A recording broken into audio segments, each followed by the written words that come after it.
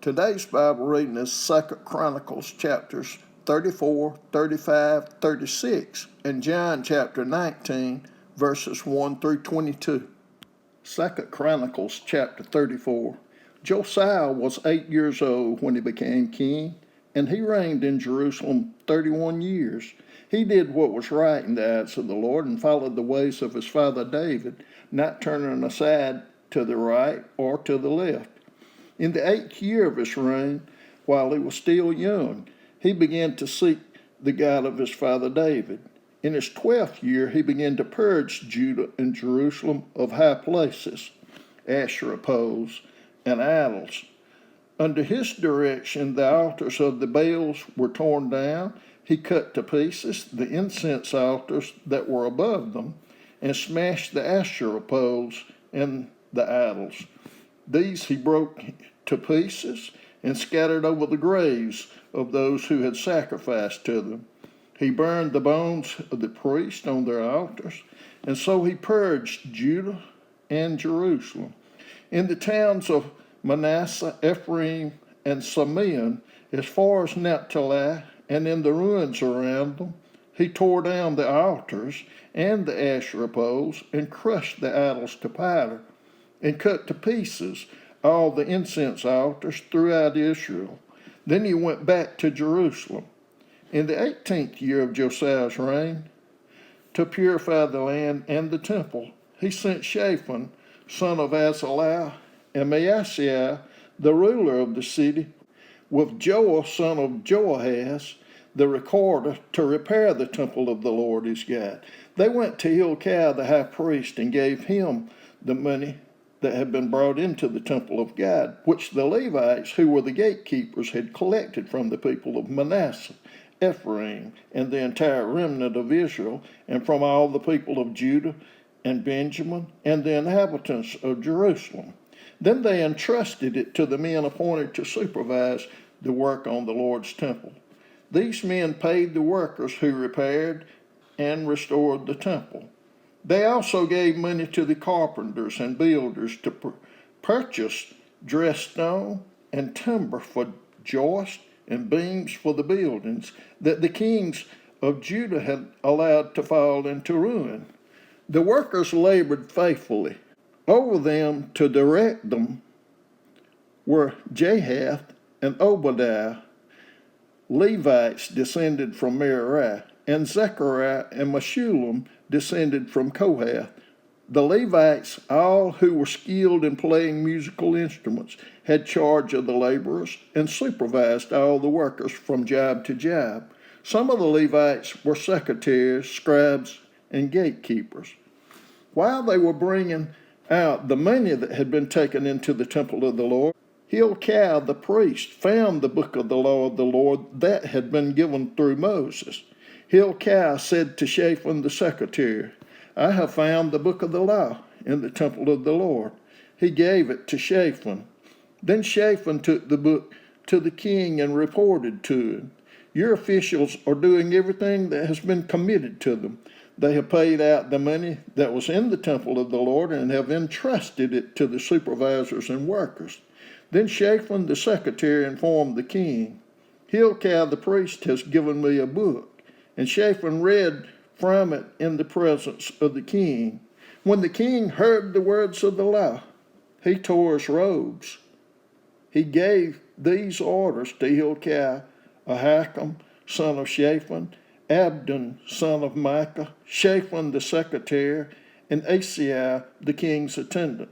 Go and inquire of the Lord for me and for the remnant in Israel and Judah about what is written in this book that has been found. Great is the Lord's anger that is poured out on us, because those who have gone before us have not kept the word of the Lord. They have not acted in accordance with all that is written in this book. Hilkiah and those the king had sent with him went to speak to the prophet Huldah, who was the wife of Shallum, son of Toketh, the son of Hazrah, keeper of the wardrobe. She lived in Jerusalem in the new quarter. She said to him, "This is what the Lord, the God of Israel, says. Tell the man who sent you to me This is what the Lord says. I am going to bring disaster on this place and its people. All the curses written in the book that has been read in the presence of the king of Judah, because they have forsaken me and burned incense to other gods and aroused my anger by all that their hands have made. My anger will be poured out on this place and will not be quenched.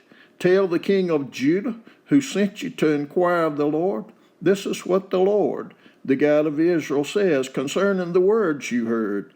Because your heart was responsive and you humbled yourself before God when you heard what he spoke against this place and its people, and because you humbled yourself before me and tore your robes and wept in my presence, I have heard you, declares the Lord.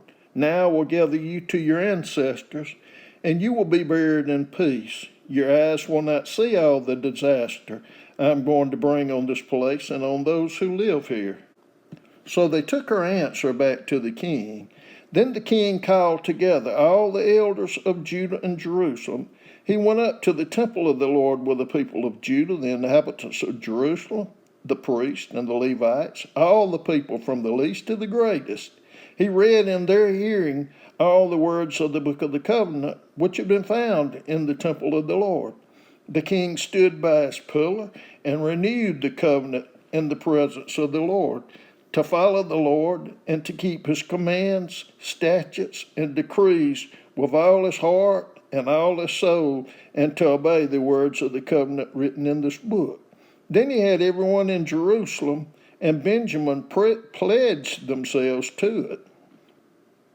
The people of Jerusalem did this in accordance with the covenant of God, the God of their ancestors. Josiah removed all the detestable idols from all the territory belonging to the Israelites, and he had all who were present in Israel serve the Lord their God. As long as he lived, they did not fail to follow the Lord, the God of their ancestors. 2 Chronicles chapter 35. Josiah celebrated the Passover to the Lord in Jerusalem, and the Passover lamb was slaughtered on the 14th day of the first month. He appointed the priests to their duties and encouraged them in the service of the Lord's temple. He said to the Levites, who instructed all Israel and who had been consecrated to the Lord, put the sacred ark in the temple that Solomon, son of David, king of Israel, built. It is not to be carried about on your shoulders.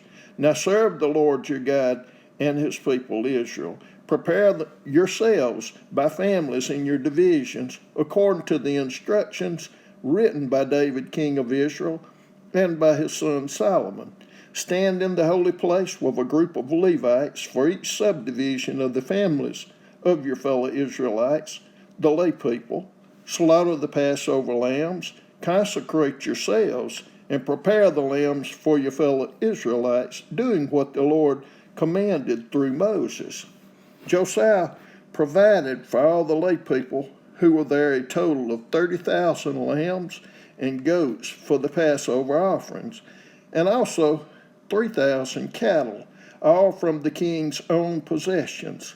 His officials also contributed voluntarily to the people, and the priests and Levites, Hilkiah, Zechariah, and Jehiel, the officials in charge of God's temple, gave the priests 2,600 Passover offerings and 300 cattle. Also, Conaniah, along with Shimei and Nethanel, his brothers, and Hashabiah, Jeiel, and Jozabad, the leaders of the Levites, provided 5,000 Passover offerings and 500 head of cattle for the Levites. The service was arranged, and the priests stood in their places with the Levites in their divisions as the king had ordered. The Passover lambs were slaughtered, and the priests splashed against the altar the blood handed to them, while the Levites skinned the animals. They set aside the burnt offerings to give them to the subdivisions of the families of the people to offer to the Lord, as is written in the book of Moses. They did the same with the cattle. They roasted the Passover animals over the fires prescribed and boiled the holy offerings in pots, cauldrons, and pans, and served them quickly to all the people. After this, they made preparations for themselves and for the priests, because the priests, the descendants of Aaron, were sacrificing the burnt offerings and the fat portions until nightfall. So the Levites made preparations for themselves and for the Aaronic priest. The musicians, the descendants of Asaph, were in the places prescribed by David, Asaph, Heman, and Jeduthun, the king's seer. The gatekeepers at each gate did not need to leave their posts because their fellow Levites made the preparations for them. So at that time, the entire service of the Lord was carried out for the celebration of the Passover and the offering of burnt offerings on the altar of the Lord, as King Josiah had ordered. The Israelites who were present celebrated the Passover at that time and observed the festival of unleavened bread for 7 days. The Passover had not been observed like this in Israel since the days of the prophet Samuel, and none of the kings of Israel had ever celebrated such a Passover as did Josiah with the priests, the Levites, and all Judah and Israel who were there with the people of Jerusalem. This Passover was celebrated in the 18th year of Josiah's reign. After all this, when Josiah had set the temple in order, Necho, king of Egypt, went up to fight at Carchemish on the Euphrates, and Josiah marched out to meet him in battle. But Necho sent messengers to him, saying, "What quarrel is there, king of Judah, between you and me? It is not you I am attacking at this time, but the house with which I am at war. God has told me to hurry, so stop opposing God who is with me, or he will destroy you." Josiah, however, would not turn away from him, but disguised himself to engage him in battle. He would not listen to what Necho had said at God's command, but went to fight him on the plain of Megiddo. Archers shot at King Josiah, and he told his officers, "Take me away, I am badly wounded." So they took him out of his chariot, put him in his other chariot, and brought him to Jerusalem, where he died. He was buried in the tombs of his ancestors, and all Judah and Jerusalem mourned for him. Jeremiah composed laments for Josiah, and to this day all the male and female singers commemorate Josiah in the laments. These became a tradition in Israel and are written in the laments. The other events of Josiah's reign and his acts of devotion in accordance with what is written in the law of the Lord, all the events from beginning to end are written in the book of the kings of Israel and Judah. 2 Chronicles chapter 36. And the people of the land took Jehoahaz, son of Josiah, and made him king in Jerusalem in place of his father. Jehoahaz was 23 years old when he became king, and he reigned in Jerusalem 3 months. The king of Egypt dethroned him in Jerusalem and imposed on Judah a levy of 100 talents of silver and a talent of gold. The king of Egypt made Eliakim, a brother of Jehoahaz, king over Judah and Jerusalem, and changed Eliakim's name to Jehoiakim. But Necho took Eliakim's brother Jehoahaz and carried him off to Egypt. Jehoiakim was 25 years old when he became king, and he reigned in Jerusalem 11 years. He did evil in the eyes of the Lord his God. Nebuchadnezzar, king of Babylon, attacked him and bound him with bronze shackles to take him to Babylon. Nebuchadnezzar also took to Babylon articles from the temple of the Lord and put them in his temple there. The other events of Jehoiakim's reign, the detestable things he did, and all that was found against him are written in the book of the kings of Judah and Israel. And Jehoiachin, his son, succeeded him as king. Jehoiachin was 18 years old when he became king, and he reigned in Jerusalem 3 months and 10 days. He did evil in the eyes of the Lord. In the spring, King Nebuchadnezzar sent for him and brought him to Babylon, together with articles of value from the temple of the Lord, and he made Jehoiachin's uncle, Zedekiah, king over Judah and Jerusalem.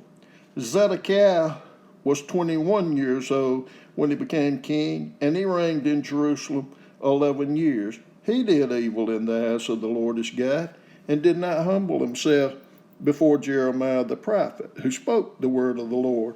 He also rebelled against King Nebuchadnezzar, who had made him take an oath in God's name.